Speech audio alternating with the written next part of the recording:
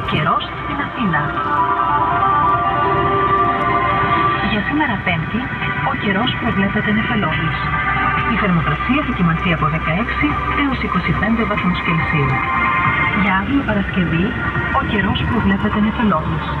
Η θερμοκρασία θα κυμανθεί από 19 έως 26 βαθμούς Κελσίου. Ο καιρός είναι μία προσφορά του k24.gr.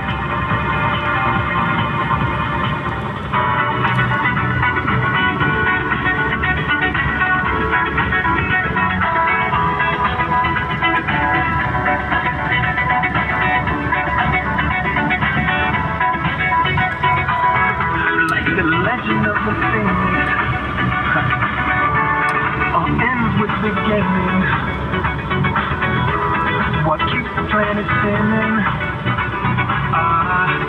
Force in the beginning.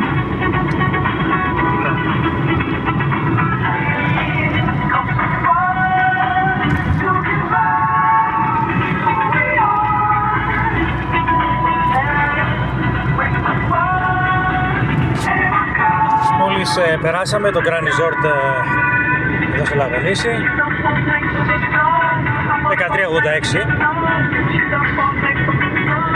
Ακούμε το Πανεπιστήμιο Δυτικής Αττικής πάρα πολύ καλά.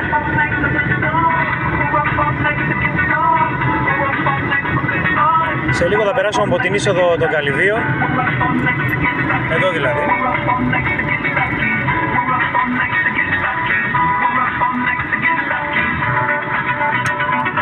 1386 λοιπόν, Πανεπιστήμιο Δυτικής Αττικής.